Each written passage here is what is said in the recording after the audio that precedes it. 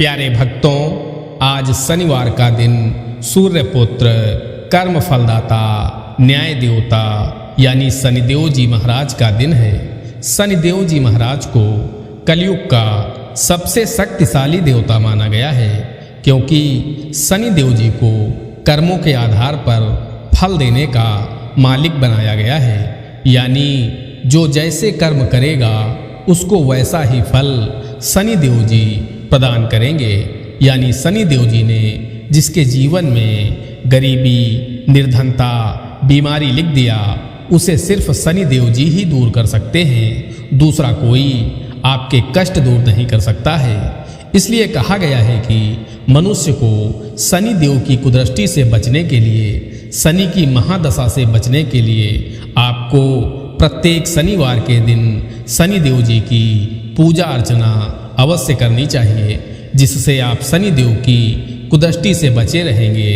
क्योंकि ऐसा माना जाता है कि जिसके ऊपर शनिदेव की कुदृष्टि पड़ जाती है या जिसके ऊपर शनिदेव जी नाराज हो जाते हैं, वह मनुष्य चारों तरफ से समस्याओं से घिर जाता है। बिना वजह की भाग दौड़ शुरू हो जाती है,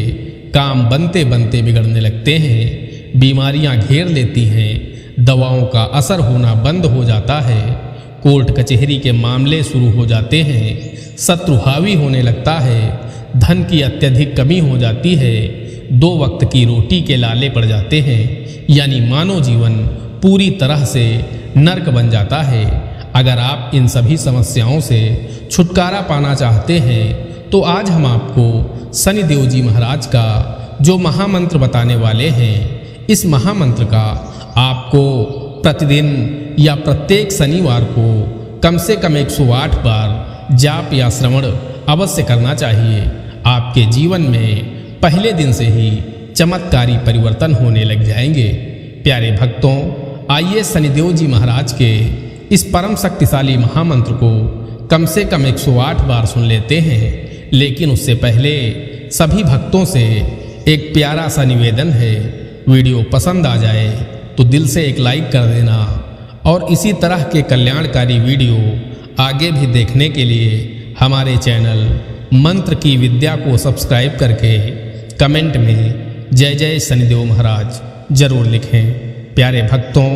मंत्र कुछ इस प्रकार है। ओम नीलांजन समाभासं रविपुत्रं यमाग्रजं छायामार्तंड संभूतं तं नमामि शनैश्चरम्।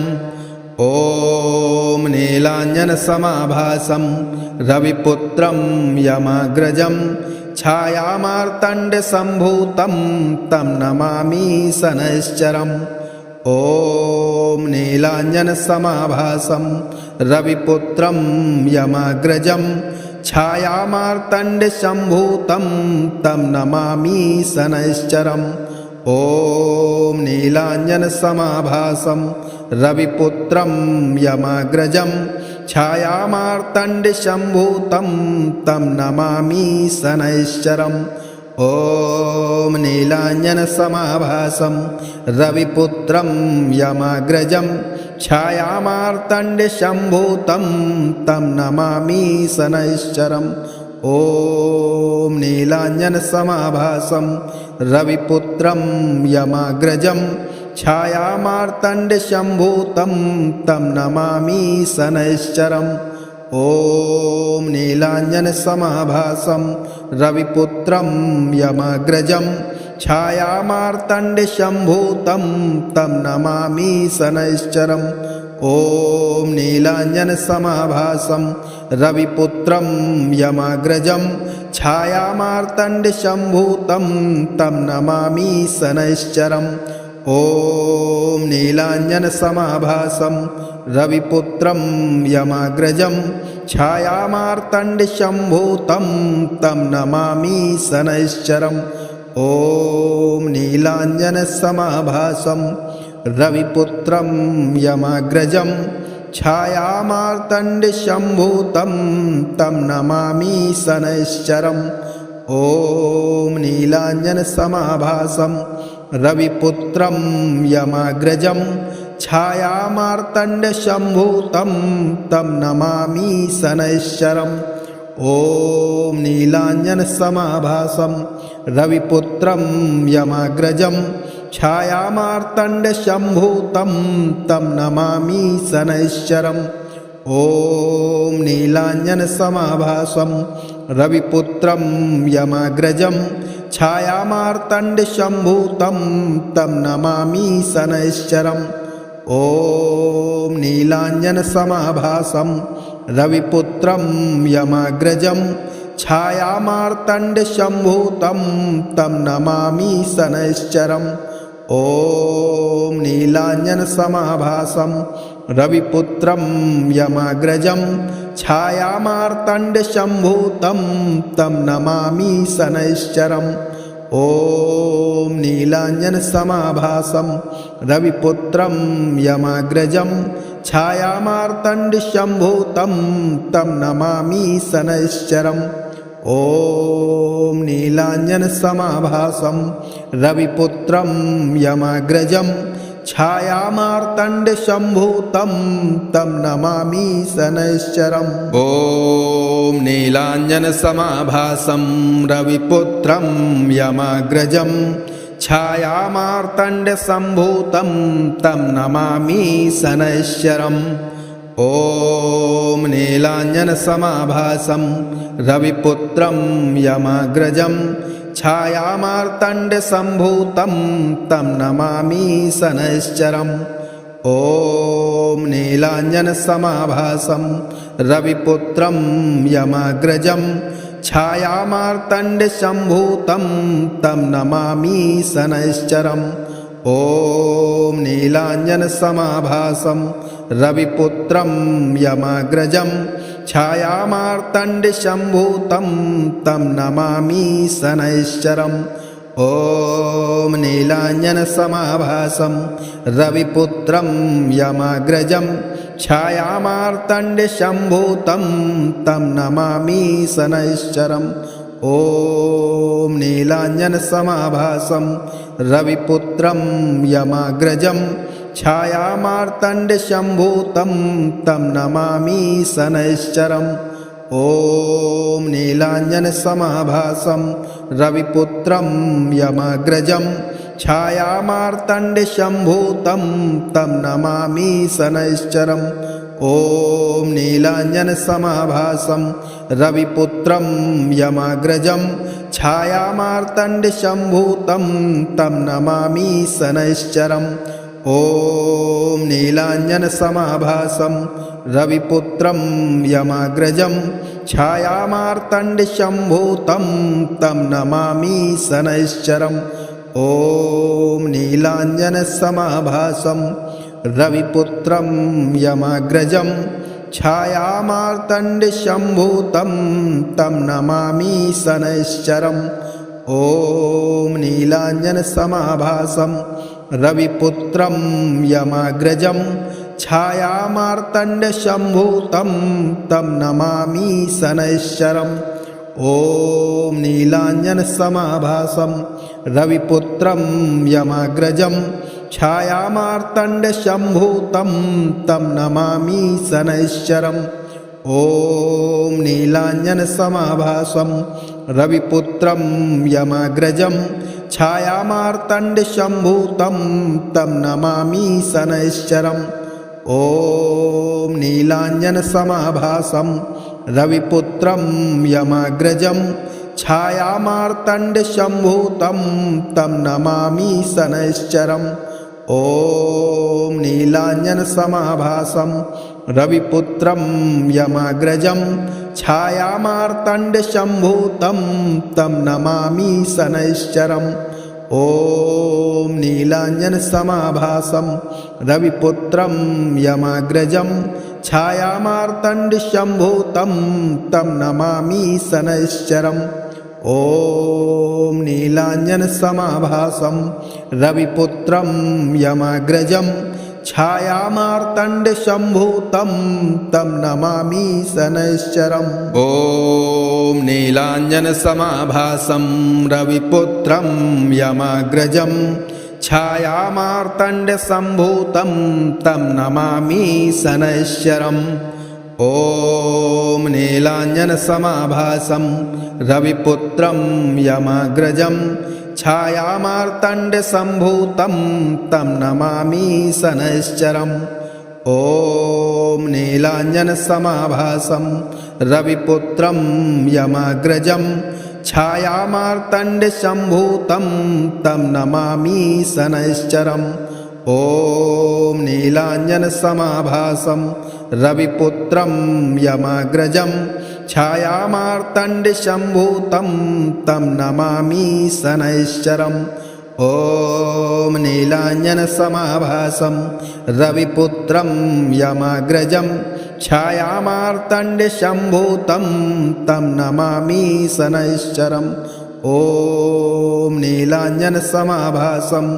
रविपुत्रं यमाग्रजं छायामार्तण्डसम्भूतं तं नमामि शनैश्चरम् ॐ नीलाञ्जनसमाभासं रविपुत्रं यमाग्रजं छायामार्तण्डसम्भूतं तं नमामि शनैश्चरम् ॐ नीलाञ्जनसमाभासं रविपुत्रं यमाग्रजं छायामार्तण्डसम्भूतं तं नमामि शनैश्चरम् ॐ नीलाञ्जनसमाभासं रविपुत्रं यमाग्रजं छायामार्तण्डसम्भूतं तं नमामि शनैश्चरम् ॐ नीलाञ्जनसमाभासं रविपुत्रं यमाग्रजं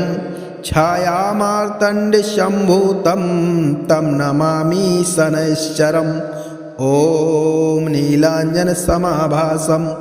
रविपुत्रं यमाग्रजं छायामार्तण्डसम्भूतं तं नमामि शनैश्चरम् ॐ नीलाञ्जनसमाभासं रविपुत्रं यमाग्रजं छायामार्तण्डसम्भूतं तं नमामि शनैश्चरम् ॐ नीलाञ्जनसमाभासं रविपुत्रं यमाग्रजं छायामार्तण्डसम्भूतं तं नमामि शनैश्चरम् ॐ नीलाञ्जनसमाभासं रविपुत्रं यमाग्रजं छायामार्तण्डसम्भूतं तं नमामि शनैश्चरम् ॐ नीलाञ्जनसमाभासं रविपुत्रं यमाग्रजं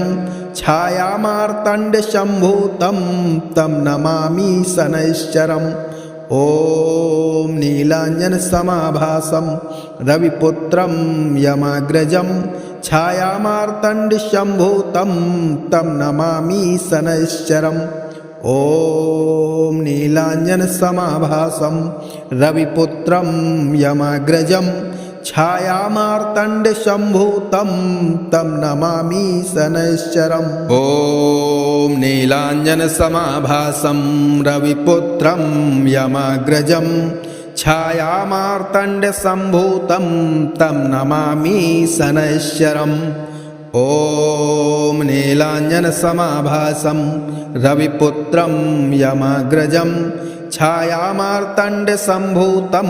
तं नमामि शनैश्चरम् ॐ नीलाञ्जनसमाभासं रविपुत्रं यमाग्रजं छायामार्तण्डसम्भूतं तं नमामि शनैश्चरम् ॐ नीलाञ्जनसमाभासं रविपुत्रं यमाग्रजं छायामार्तण्डसम्भूतं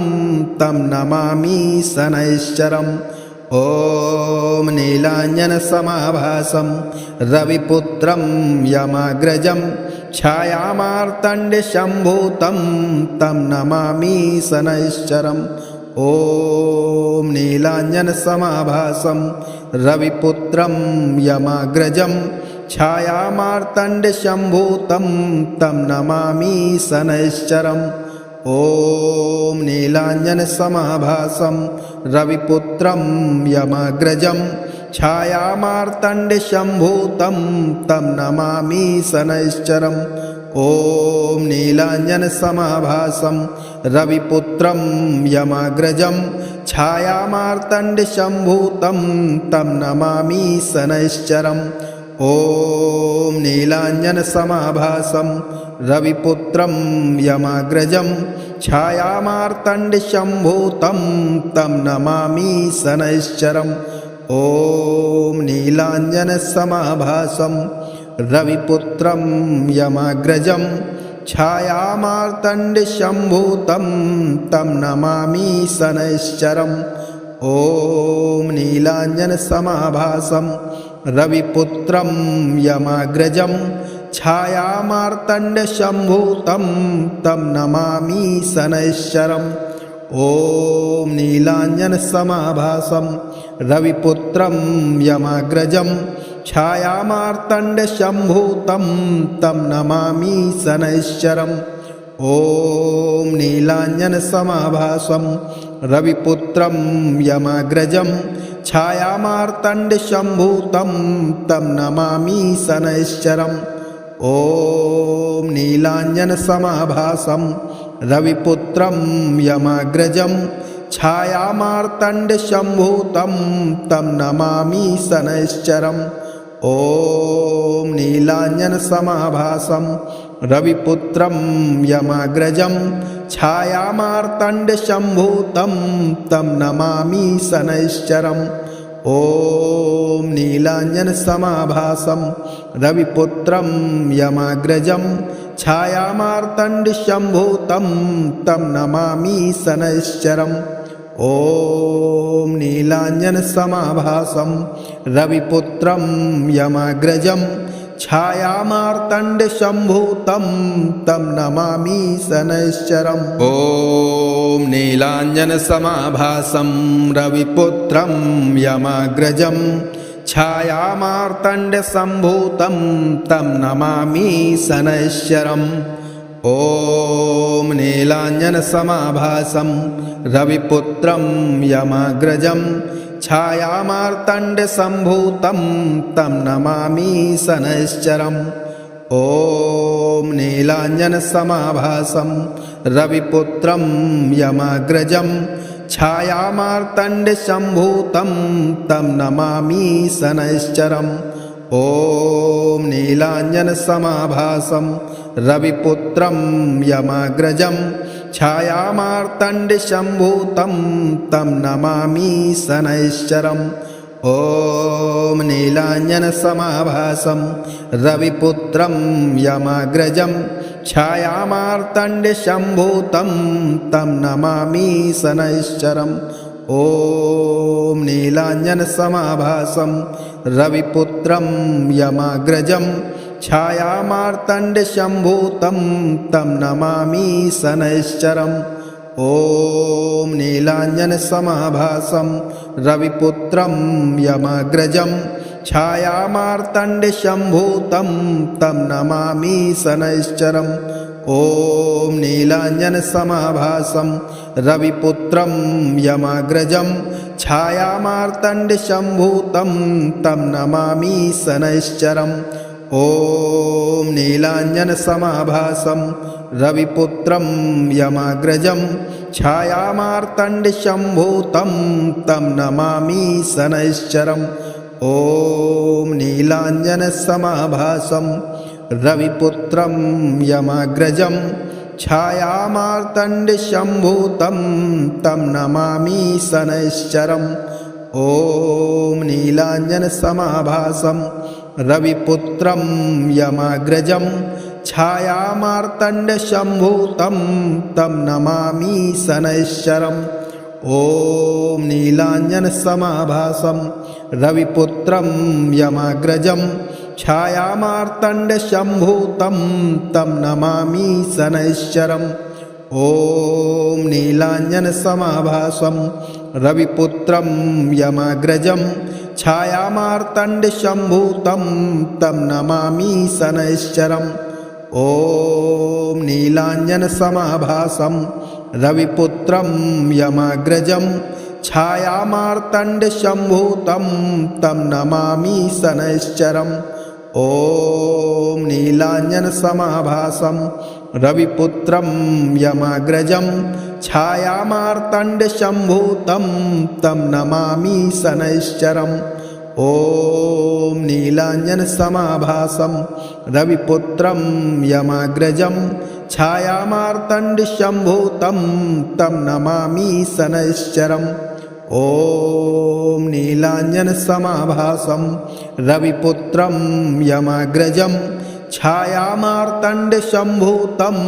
तं नमामि शनैश्चरम् ॐ नीलाञ्जनसमाभासं रविपुत्रं यमाग्रजं छायामार्तण्डशम्भूतं तं नमामि शनैश्चरम् ॐ नीलाञ्जनसमाभासं रविपुत्रं यमाग्रजं